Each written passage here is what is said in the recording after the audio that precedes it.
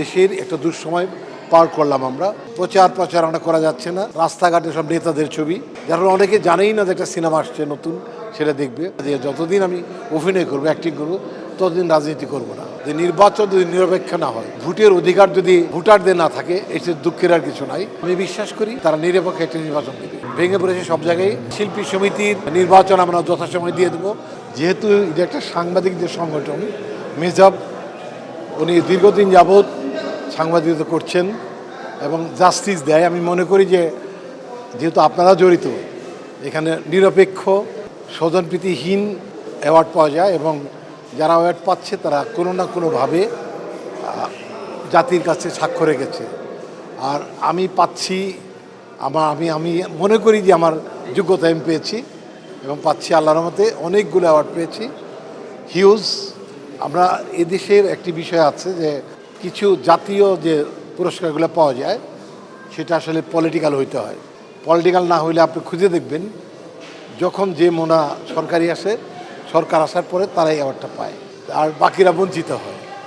আর যারা একটু নিউট্রাল তারা আসলে খুব বঞ্চিতই হয়। কিন্তু আমি ওটা কিছু মনে করি না। অ্যাওয়ার্ড বড় কথা নয়, বড় কথা হলো মানুষের ভালোবাসা। দর্শক আমার মুভি দেখে, দর্শক আমার সিনেমার ফিডব্যাক দেয় এবং আমার অল্প কয়েকটা মুভি সবগুলোই হিটের খাতায় আছে, কোনোটাই ফ্লপ করেনি কখনো এবং কোনো হল থেকে নেমে যায়নি। তো আমি বিশ্বাস করি যে আমি আমার জায়গায় ঠিক আছি, এখানে থেকে আমি কাজ করে যাচ্ছি। আর আপনারা ইন্সপাইরেশন দিচ্ছেন, আপনারা আশা দিচ্ছেন, ভালোবাসা দিচ্ছেন, সম্মান দিচ্ছেন, সব কিছু মিলিয়ে আমি এগিয়ে যাচ্ছি। আমি চলচ্চিত্র শিল্পী সমিতির সিনিয়র ভাইস প্রেসিডেন্ট হিসেবেও আমি চলচ্চিত্রকে এগিয়ে নেওয়ার জন্য আমি আমার প্রেসিডেন্ট, আমার আরও যারা আছেন সহকর্মী, সবাই চেষ্টা করছে। যেহেতু দেশের একটা দুঃসময় পার করলাম আমরা, এই সময় আমরা ক্যাবিনেটে ছিলাম, সেইভাবে আমরা কিছু দেখাতে না পারলেও পিছিয়ে নেই। চলচ্চিত্র এগিয়ে যাচ্ছে, প্রতি সপ্তাহে নতুন নতুন চলচ্চিত্র আসছে। এখন দেখানোর বিষয়টা অন্যরকম।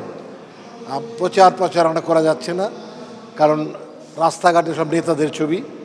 কোথাও প্রচারের জন্য, সিনেমা প্রচারের জন্য কখনোই নাই, থাকে না। যার ফলে অনেকে জানেই না যে একটা সিনেমা আসছে নতুন, সেটা দেখবে। কিন্তু তারপরেও ইউটিউবে দেখে ফেলে মানুষ, ওটিটিতে দেখে ফেলে, টেলিভিশনে দেখে ফেলে। আমি আসলে স্টুডেন্ট লাইফে করতাম পলিটিক্স, পরে গভর্নমেন্টের যখন অফিসার হলাম তারপর আমি একদম ডেড স্টপ রেখেছি। আর ফিরতে চাই না রাজনীতিতে, কারণ রাজনীতিতে যদি আমি এসে যাই তখন অভিনয় ছেড়ে দেবো, কারণ আমার দর্শক খণ্ডিত হবে, বিনা কারণে আমাকে সমালোচনা দেবে।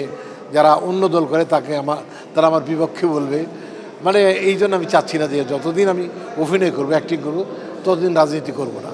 যে নির্বাচন যদি নিরপেক্ষ না হয়, ভোটের অধিকার যদি ভোটারদের না থাকে, এতে দুঃখের আর কিছু নাই।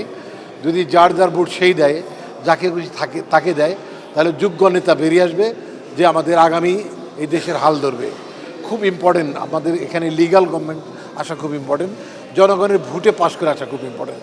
এটা কতটুকু পালন করতে পারবেন কেয়ারটেকার গভর্নমেন্ট, ইট ইস অনলি গড নোজ, এবং তাদের ক্যাপাবিলিটি কতটুকু আছে। তবে আমি বিশ্বাস করি তারা নিরপেক্ষ একটা নির্বাচন দেবে। আমার তো অফিসার একটা মুভি, আমি, মাহি, ইর্তিজা, মিশা সদাগর, আমরা করেছি অনেক বড় ক্যাম্পেন একটা মুভি অফিসার। এটা আসবে ঈদে। আর এখন যে ওটিটিতে আছে কাগজের বউ, এটা হিট যাচ্ছে। কাগজের বউ প্রতি সপ্তাহে অসংখ্য টাকা পাচ্ছে।